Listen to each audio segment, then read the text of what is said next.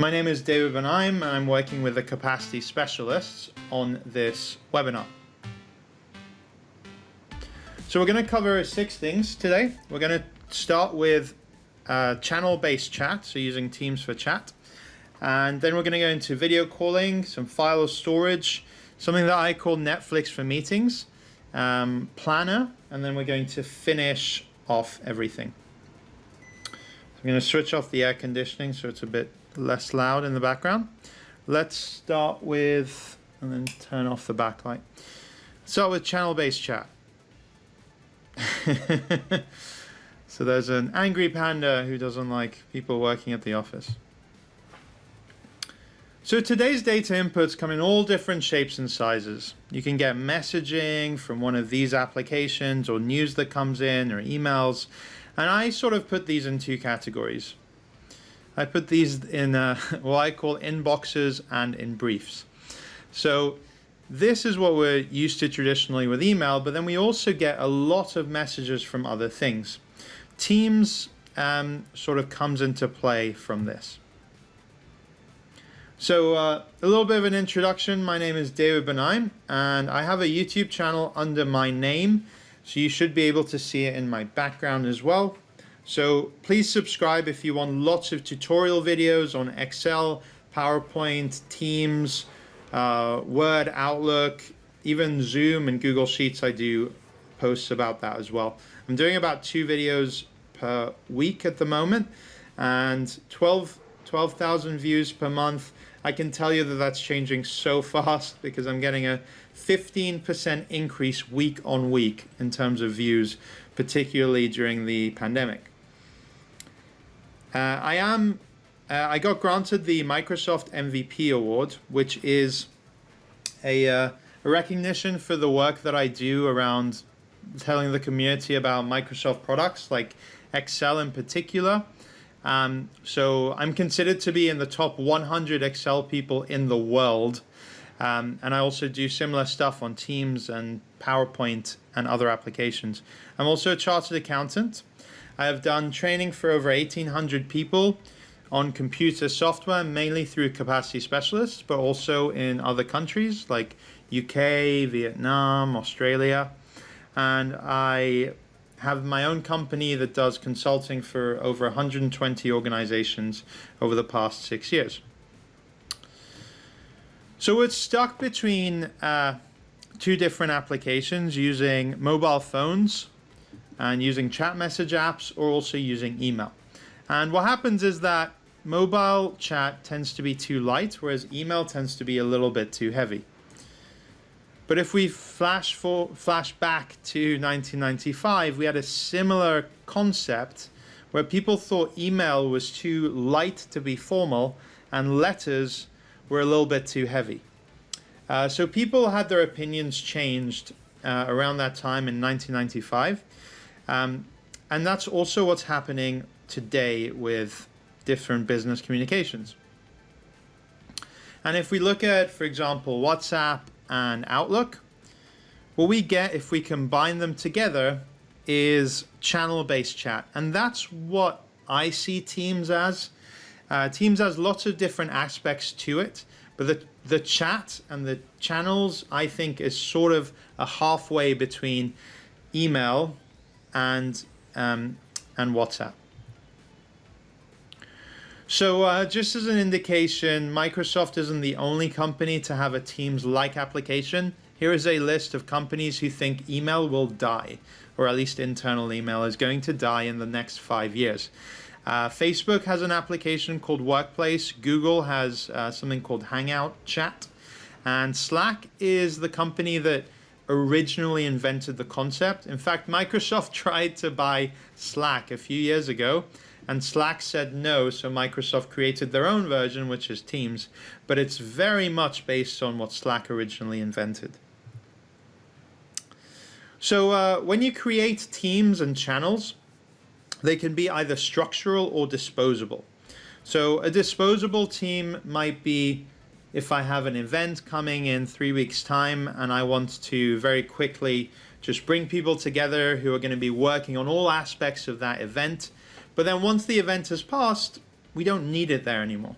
Whereas something structural might be a team that's maybe the finance team or knowledge sharing or things like that.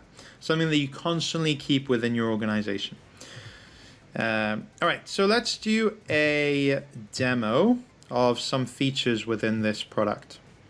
Okay, so now I am in Teams on the desktop, and I'm going to show you a bunch of cool tricks, firstly with how to use some chat-based stuff. So you guys are probably familiar that you can go to the Teams on the left hand, and you can get a list of your teams, and underneath that you have channels.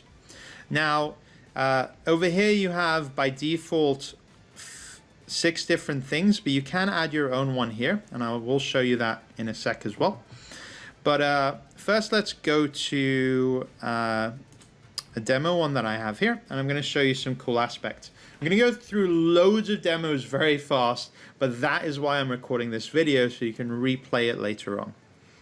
So as you probably know, you can start a conversation or @mention people or teams here.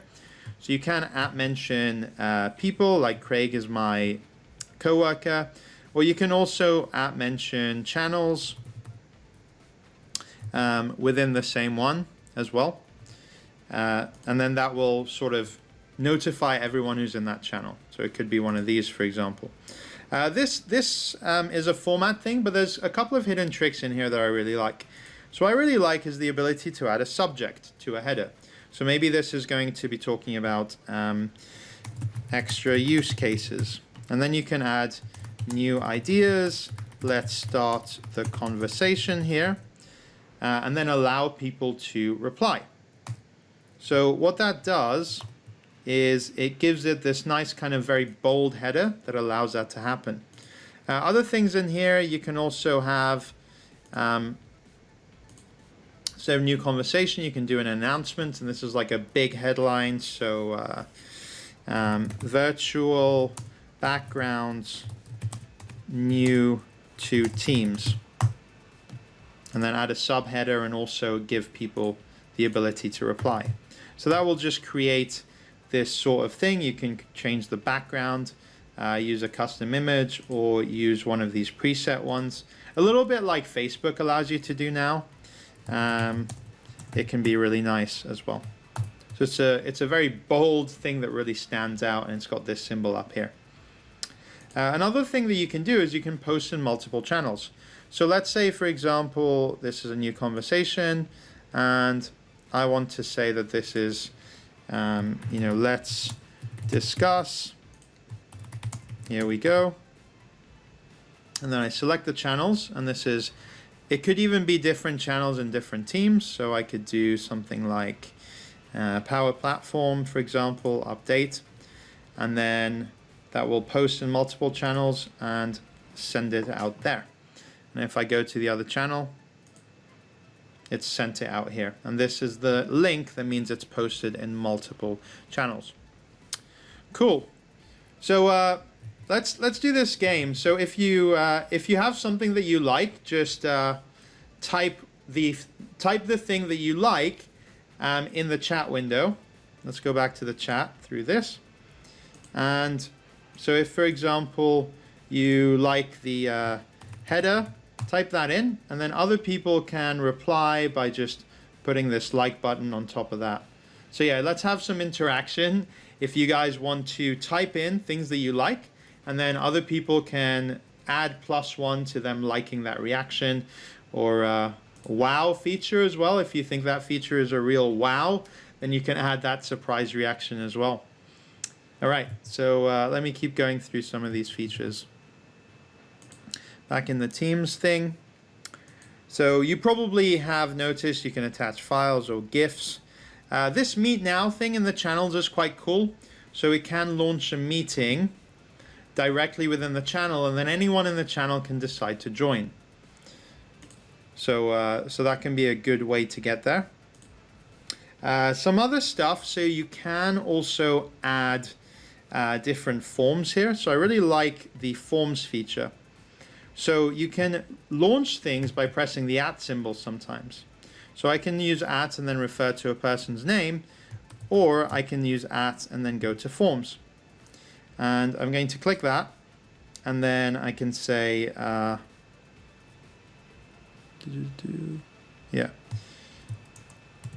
what can I do?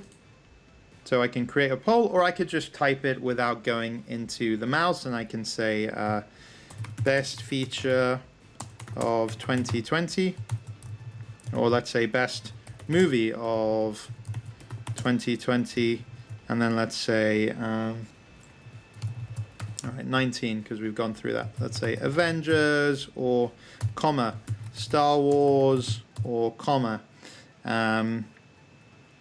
Jojo Rabbit. That's one I really liked. And then that will sort of convert it into a form, into a poll, and then everyone can vote for it. You can see more, and I can vote for this one, for example, and then it will just update it here. So it's a really good way to create a form inside the organization.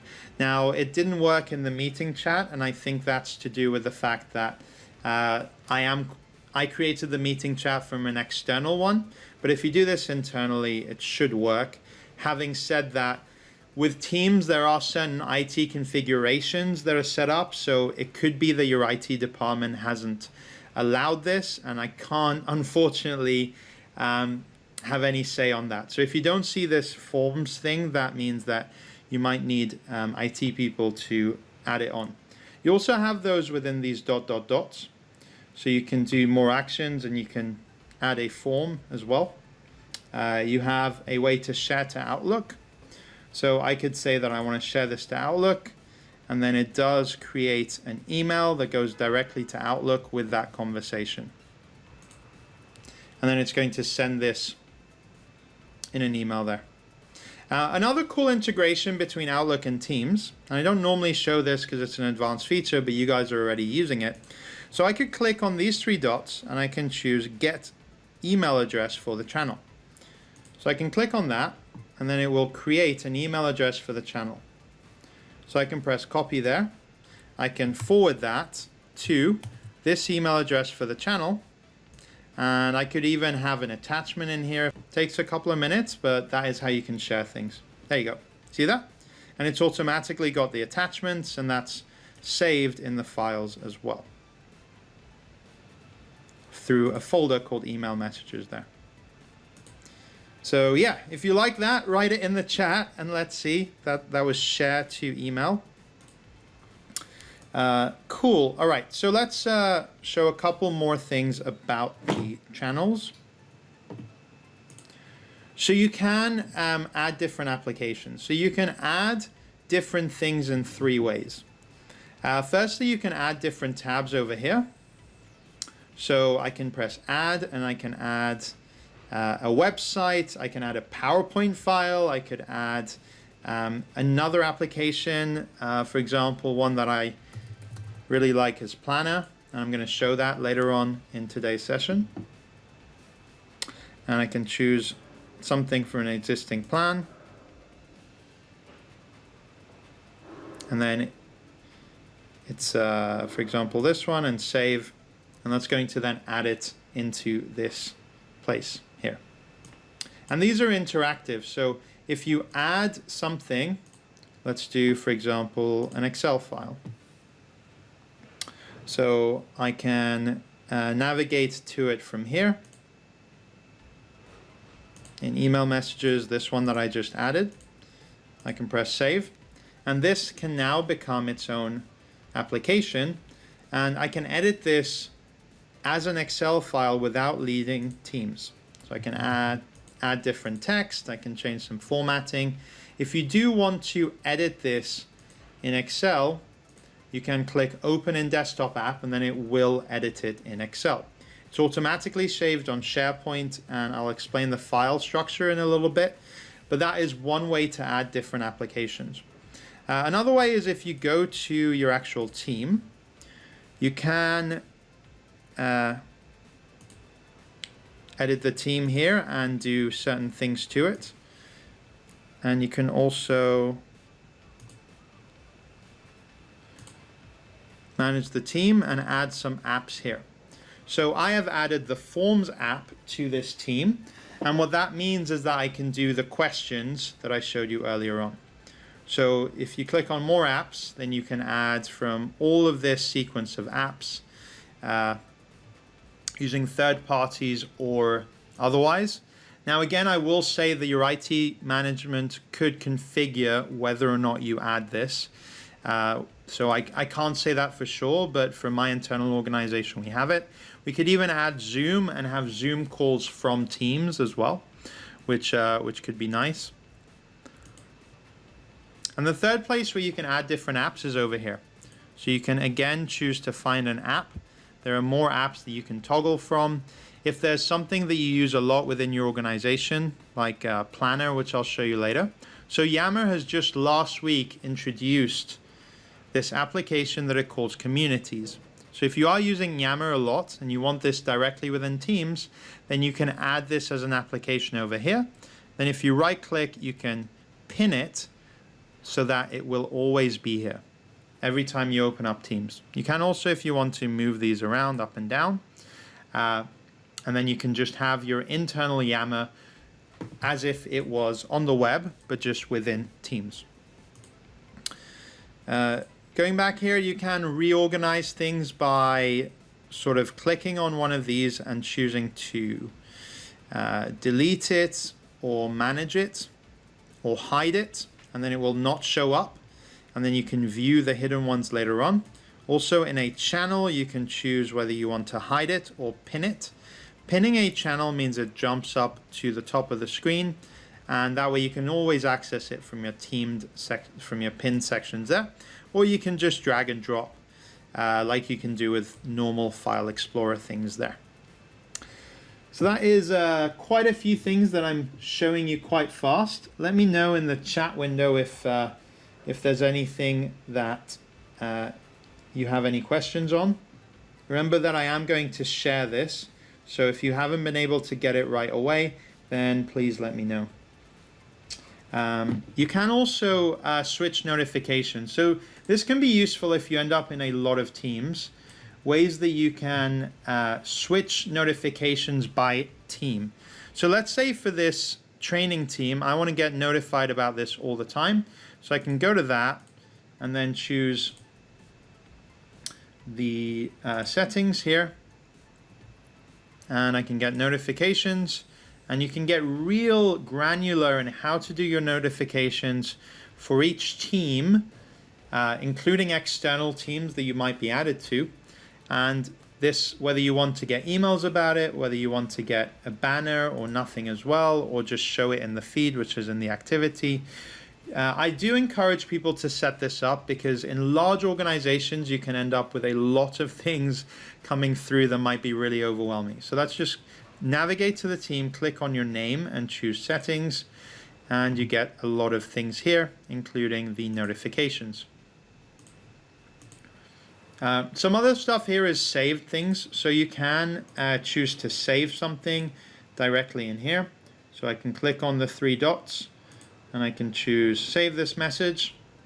And then in order to get back to my saved stuff, click on your icon and click save there, and it just shows you whatever you've saved.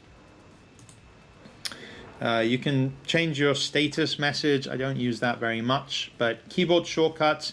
If you're using Teams a lot, then highly recommend keyboard shortcuts, and learning, particularly in a meeting, this can be useful. For example, one that I use all the time is turn on and off mute, Control-Shift-M when you're in a meeting. That's a really, really good one.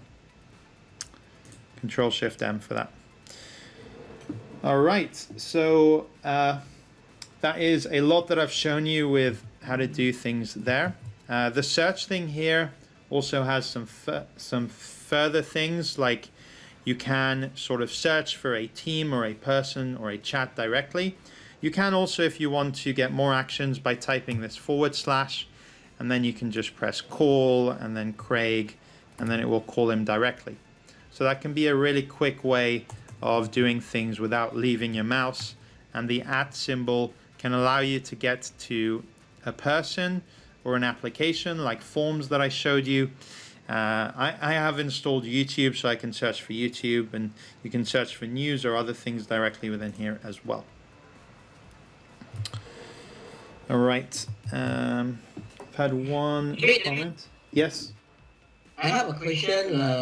When I'm not able to search like a not specific word in the team. Is it a possible way that we can search a not specific word, like something like you type the edu, and then we can search in the team include the chat and the the message in the right now it have right.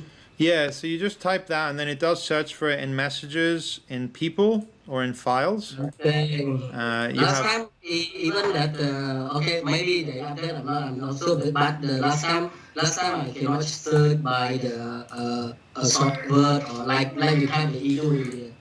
Okay, interesting. Now, again, I said this already and I'll say it again. I cannot control what your IT department is set up. So with Teams, compared to Excel, Excel you don't really disable things, but with Teams and with Outlook, the IT department is very granular control about what they enable and disable. So yeah, so if they've disabled certain functionalities, then I'm afraid I can't answer that. Okay, so let's go back to some slides here.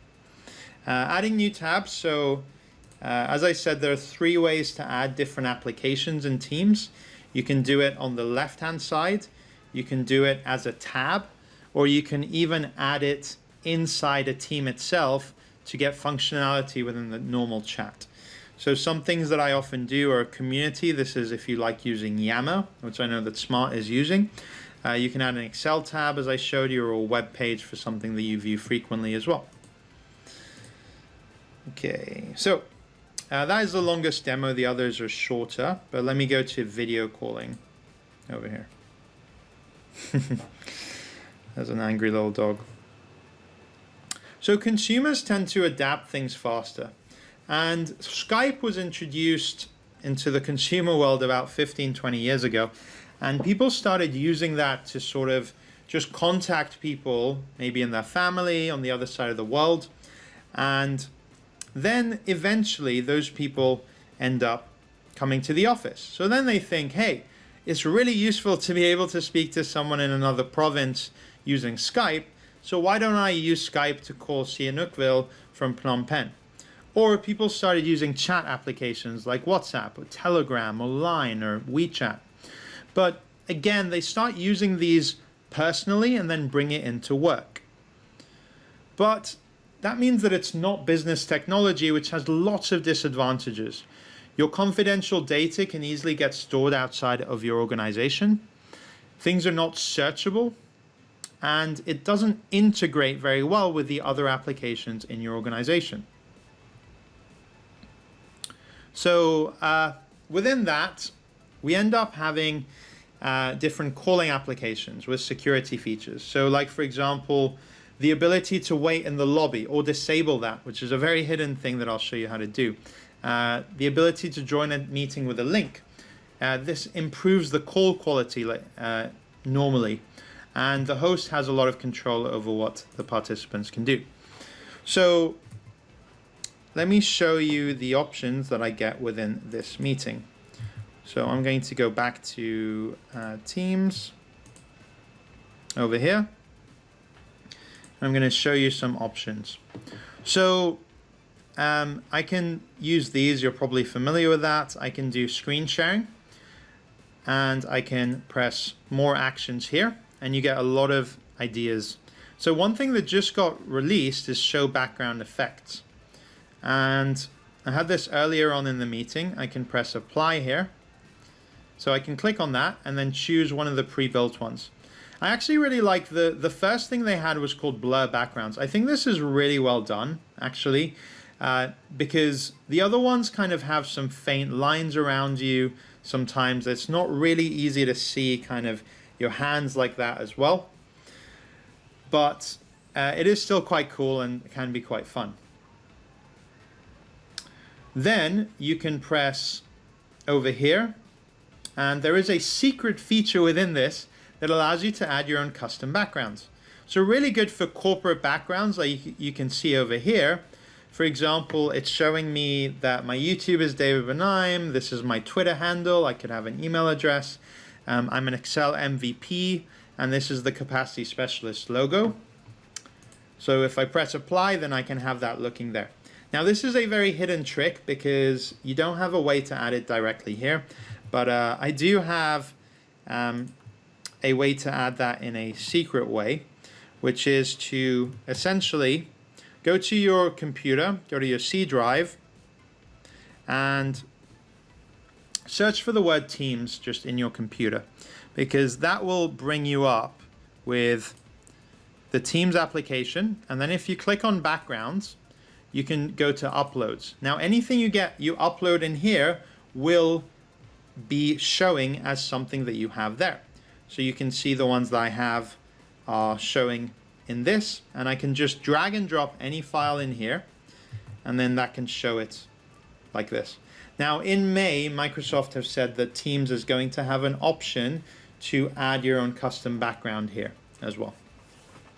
So yeah, you'll be able to click add. It's going to become a lot easier to do in about a month, but if you want to get a sneak peek, which I like doing, then you can add it there manually yourself. So other things over here, you can, I'll show full screen, that's pretty obvious. I can turn on live captions, this is quite cool. So now if I'm speaking, it's able to listen to what I'm saying and also transcribe it as I'm saying it. And even if I speak really, really fast like this, it's still able to pick up the nuances of my text and what I'm saying. And I like that I'm able to do this in Teams even though my fan is not on, and I'm very, very hot in this room right now. So it's okay, it's not perfect. It's not on very hot. So even if I speak fast, it can pick up a lot of things. For now, this is only in English, but they have said that they're going to have more languages coming in. You can do this on mobile as well. Just got launched last week on mobile. Recording. Now, recording is an interesting feature that I'm able to click here, and then it's recording it. But the coolest part about it, which a lot of people don't realize, is what happens to the recording. Now, I'm going to show you that in a little bit because it's very, very cool what you can do with the recording. You can also, this is brand new, you can end the meeting for everyone by clicking there. So if you're the host and you want it to end when you leave, you can click end meeting as well. Share screens feature, so I'm sure you already saw me doing that. Just to emphasize that you do have an option when you click share screens to say include system audio. So now I've stopped sharing. Now I've shared again. I've clicked on I'm sharing my system audio, and that's a lot better if you want to play videos or anything that you're playing that includes system audio from your computer. You can also give control to other people like this. I can choose that Tatia can control my screen, or I can stop sharing system audio there or turn it back on, which I'll do later on. And I can stop presenting if I want to, like that. Now, screen sharing is something that IT professionals do all the time, but essentially non-IT professionals don't really see the value in this. For me, it's unbeatable. The amount that I use screen sharing is just virtually every meeting, because if ever we want to discuss maybe a Word document or maybe a PowerPoint file, I'm just going to share my screen and open that up so all of us can sort of see this at the same time. It's really, really useful for that basis. Okay, so I'm going to stop the recording now, and then we're going to see what happens to it. I'm going to click stop recording there. I'm going to now show you what happens with the chat. You can also, if you want to have, you can show the conversation and do lots of things here. One thing that I love about Teams compared to Zoom is the ability to do a lot within conversations. So you can, for example, just drag an image into the chat, and you can't do this with Zoom. You can also send a screenshot. You can react to certain posts. You can mention people. You can do all sorts of different things here.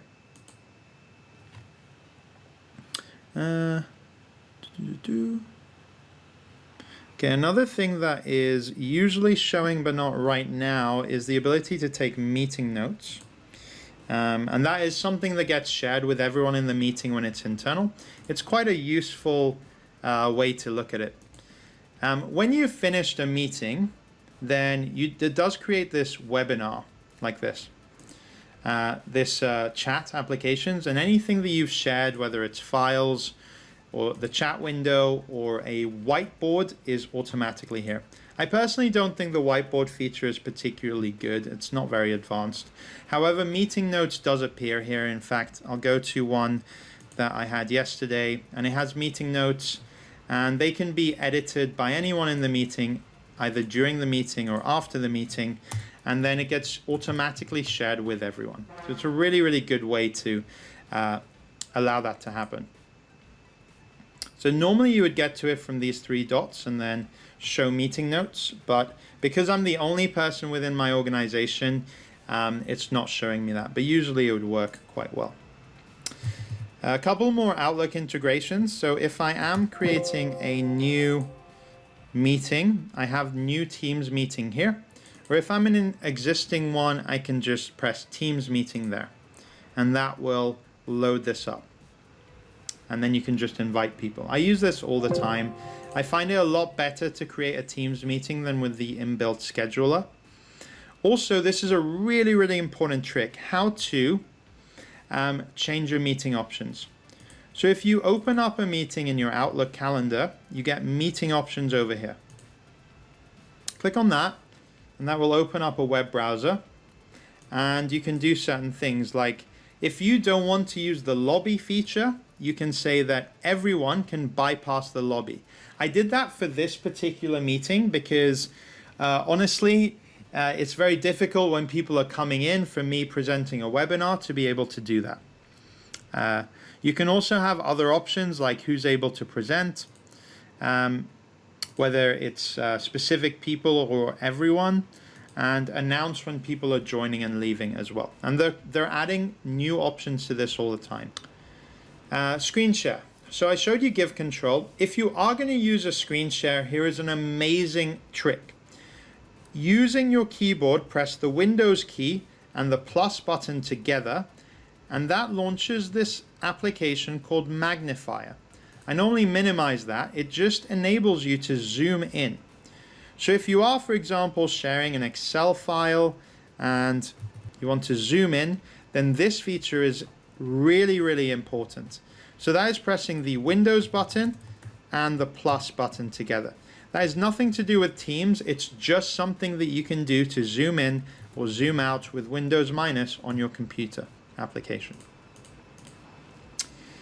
All right, so let's keep going.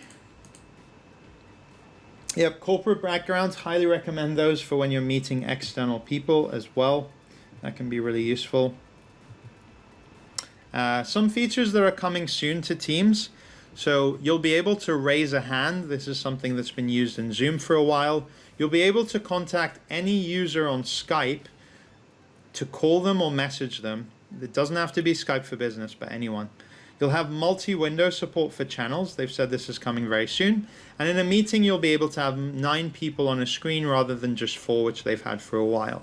Later functionalities are breakout rooms and tasks. That's something that's pretty good. That's coming soon as well. So yeah, by the way, if you like what I've got here, so this is a PowerPoint feature that no one knows exists, but it's called the Zoom feature, slide zoom. So I can click if I want to go to this section here, and I can click to if I want to go to this section over here. So it's a way to navigate very, very easily through my settings. Okay, some file storage on the cloud. So avoid using free versions of things like OneDrive, Google Drive, or Dropbox to share files. That could lead to security breach. You can run out of space very easily. And if an employee leaves, then all of the documents are very difficult to retrieve. Instead, Microsoft has 2 things. One's called OneDrive and one's called SharePoint. And I'll show you what they are and how they integrate with Teams. In fact, the most viewed video by far on my YouTube channel is explaining this: OneDrive versus SharePoint versus Teams. I go through this with a little bit more detail because it's a longer video. So if you imagine you have your own private garden, that is what OneDrive is. No one can come into that unless you let them in. Whereas think of SharePoint as a public park. Anyone can go into your public park without needing to be invited. Take that into the work setting. You can have an open planned office with a file like this, and anyone within your company can go and open that file. But maybe some people have their own private offices and they are behind the closed door, and that could be what OneDrive is. So Mr. A's OneDrive could be in this, Mr. B's OneDrive could be in this room as well, and you can keep going there. And even though Mr. B has his own OneDrive, he's able to invite people into his own room when it comes to exploring things. So he's able to share a document voluntarily, because in OneDrive it's not shared by default, with someone who he wants. So showing you how this works in a different file. So you can, if you want to, from a file, you can click to turn on autosave. And then here I am in Excel. I can choose whether to save this in OneDrive Personal or OneDrive Company. And then I can click there and then it's automatically saved. But it's really easy to move this. So if you click on this file, you can change the name. So extra features. You can also move it in location. You can choose where else to save it in your OneDrive. And you can share it with people if you click on the share button there. And then multiple people can edit the same Excel file at the same time. It doesn't have to be Excel online. It can be Excel on the desktop. You can also, if you want to, add a comment. So Excel used to forever have this thing that it called comments that allows you to add an add-in to a cell. But this was really not very good, because when we're used to commenting, we like things to be as if we'd imagine them in Facebook or in Twitter. You can add a comment and you can mention people, you can reply to comments, you can resolve them. So now the new comments feature in the review tab of Excel allows you to do that. I can mention Craig and then say, what do you think? And then it'll ask me to share it because he's not shared with him already. And I can share and notify him and he'll get an email about that. I can then reply, or he can reply, and we can have this whole conversation about it there. And I can click on the comments tab here and it has all of my comments in the document. So Excel keeps getting better. And whilst I'm here, let me show you some cool Excel features. So if I want to, I can write out the names of some provinces here, and I can go to the data tab. This is brand new in Excel, and I can choose geography.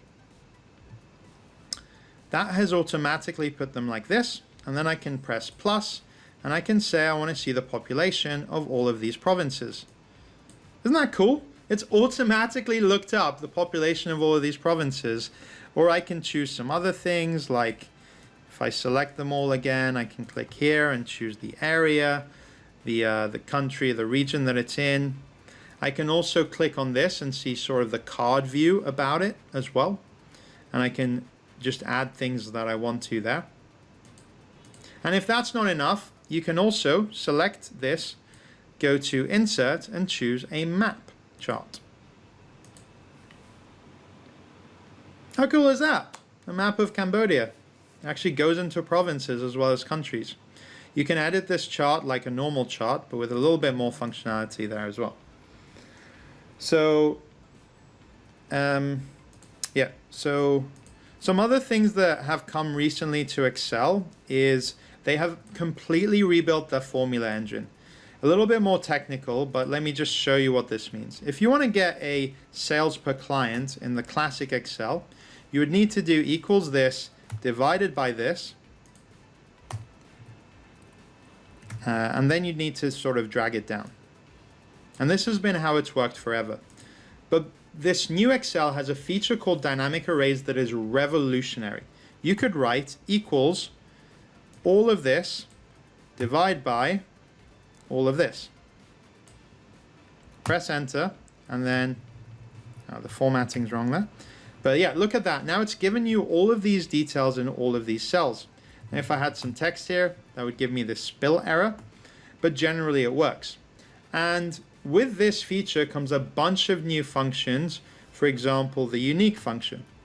You just want to get a list of all of these, but just the unique ones. Use that over there. Or you have the transpose function. Equals transpose. Choose both of these. Press enter. And then it switches it from rows to columns like that, and it's all linked data. So yeah, Excel just keeps getting better, and anyone who is not using the newest Excel features is almost definitely doing things not as fast as they could. So if you go to the Files tab, you get all of your OneDrive here, and then something called the Microsoft Teams file. I'll explain what that is in a little bit. And you also get the recent feature over here. So this is all the things you've recently edited. What is going on with Microsoft Teams is that here is everything that's being stored in the channels. So if you upload anything to an individual channel, that will go into the Files tab, but it can also be accessed through the Files menu in Microsoft Teams over here. And there it's the location that it's in. You can click there and choose to open it in that location. If you click Get Link and go to SharePoint, you can open it up directly there as well. You can also choose to sync things. So highly advise, if you're not using this already, sync between your teams and your file explorer. The new one doesn't even take up much room on your device because it is not keeping it on your device. It just keeps a list of files rather than the file itself. So in this example, I have 3 different options. There is zooming. I can either always keep on device. This means that it's on the cloud, but still has the listing. And this means that it's downloaded it temporarily. So I could, for example, here, right-click on an item and choose always keep on this device. And then it will turn into this green tick. And then if I want to go back, I can choose free up space, and then it goes away so that I don't have to keep that on my computer and my computer doesn't just overload. If you go to either OneDrive and choose sync, or within the individual teams, go to Files and choose Sync, and that will sync your SharePoint thing over here for that channel there. Okay, I'll just show you a couple of things because I realize we're running over on time. I'll skip those. I've done that already. So yeah, these are quite quick examples. So Netflix for meetings. So this is about what happens to the recording. Now, as I showed you before, over here, I did record the meeting. So that is showing it here. And unfortunately, this is only viewable for now inside your organization. So you won't be able to play this. But I can play this as I want to. The coolest part about it, which a lot of people don't realize, is what. So over there. So I can play it like that. But what's even more impressive is if you open it in Microsoft Stream. So if you click on here, and press pause, you can choose this icon that says View in Microsoft Stream. Microsoft Stream is essentially like an internal YouTube. So you can discover all the videos and then it shows up like a YouTube. The coolest part about it, which a lot of people don't. And it automatically transcribes it. This is so awesome. It automatically writes it in text. And the coolest thing about it is that it actually makes it searchable. So if you want to search for I don't know, Teams like that, then it runs through the search. I won't let it play out right now because we're quite quick, but eventually it will search for it and you can click on the options and it will play the video directly from there.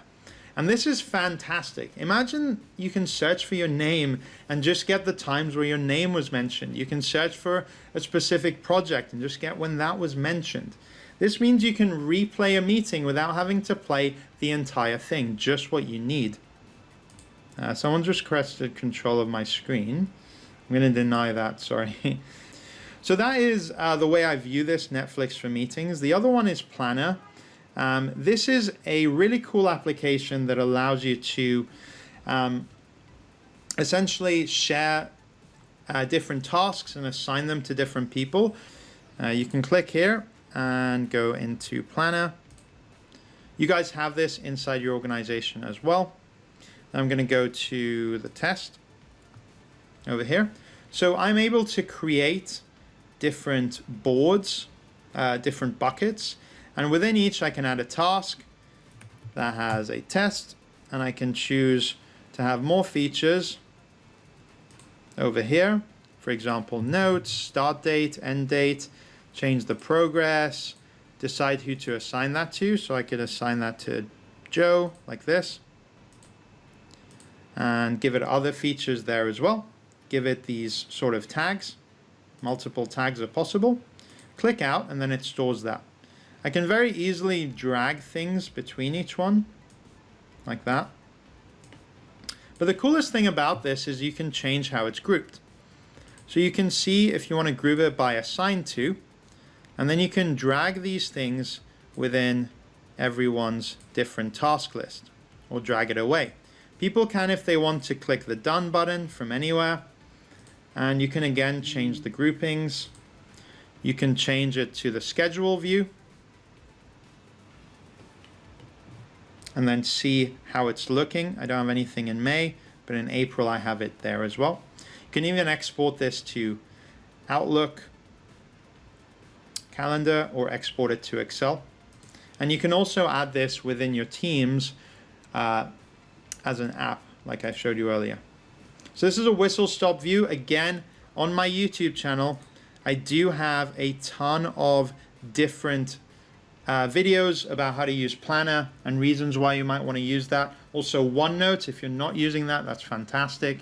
All right, so let me get to the finish line and then I'll just take some very quick questions. Oh, the finish line, who's gonna win? Oh. And just do you see how useful this is to have this slide zoom feature? I didn't have to go through these sections. I just very quickly summarized over it and then went directly to my finish line.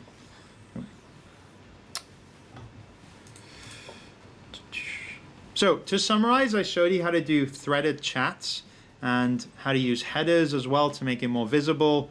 I showed you the share screens feature, how to do files on demand and sync that to your computer. And meetings that automatically get uploaded, get transcribed, and become searchable. So if you are interested, I've done this session for free for Smart.